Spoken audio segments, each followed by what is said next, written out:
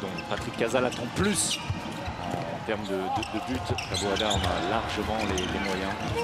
Et ça est bien. Ouais, bravo, bravo. La relation Pelayo-Nadji pour son deuxième but consécutif. C'est bien lâché, hein. C'est sans doute très spontané de la part de Tom Pelayo avec une course dans le dos. Ça va à une vitesse. Ça va à une vitesse. 5 buts en 1 minute 40. David Balaguer. Cavalcanti. C'est plus du tout la même mobilité. Ouais, premier poteau, il a laissé un espace. Quentin Hulot, il est puni. On est bien heureux de le retrouver. Eduardo Gourbindo.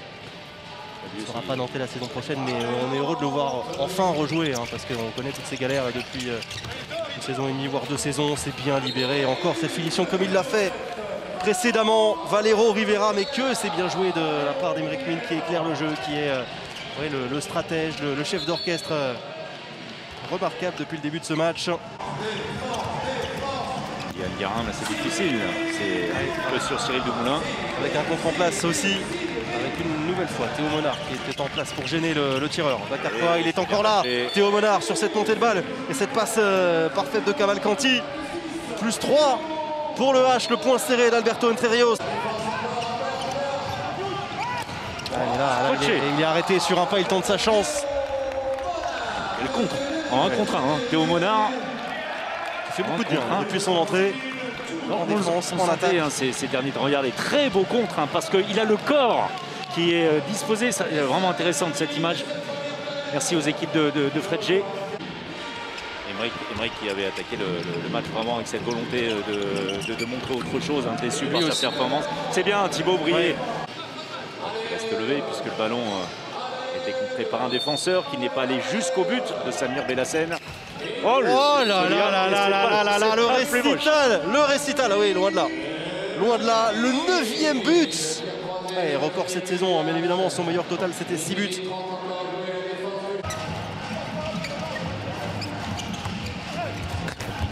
Ça passe encore une fois au premier poteau. Alexandre Cavalcanti. Qui a perdu d'un but, pardon. Qui a perdu d'un but, je crois, face à Tchekhov et qui aura un match retour à disputer en Allemagne. Oui. C'est Magdebourg qui est très bien placé après sa victoire assez large à Kristianstad. Théo Monard en contre-attaque. C'est le numéro 37. Reste à savoir, Benjamin. Ça va se durcir la semaine prochaine, ça c'est certain. Tom Pelayo au but sur un très bon Cyril Dumoulin, auteur de son 13e arrêt. L'accélération de Baptiste Damatrin, le 41e but. Comme face à Cesson Rennes. Certainement, le jeu rapide. Théo Monard servi par Thibaut Brié qui va arriver. Il est absolument tout seul, Auguste Missen, pour justement le 42e but. Le record du nombre de buts marqués cette saison du côté du H. Et battu. Ça reste, c'est exceptionnel. 43 et 27, ça fait à peu près 70. 70 buts en 60 minutes. Et peut-être un de plus. 16, voilà, oui. 71. Le 28e but, on en reste là, la démonstration, le festival.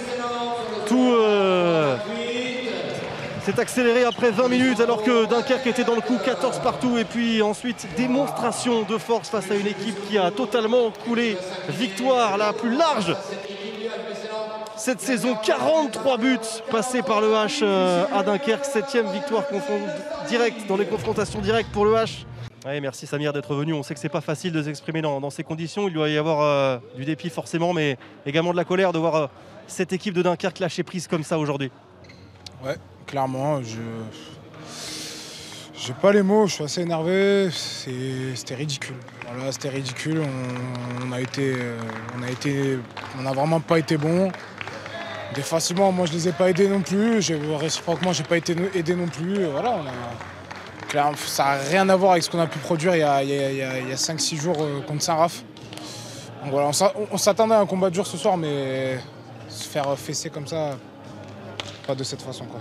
Merci Dragan, ça a été un festival, vous avez certainement pris beaucoup de plaisir aujourd'hui.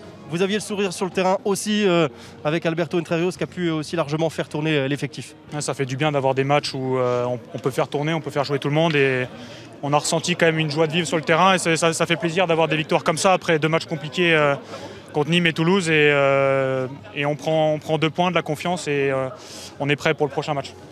Dragan, forcément, on va parler un petit peu de cette actualité, vous vous en doutez forcément. Vous avez décliné l'invitation en équipe de France pour vous mettre à la disposition de la fédération serbe. C'est un choix assez fort.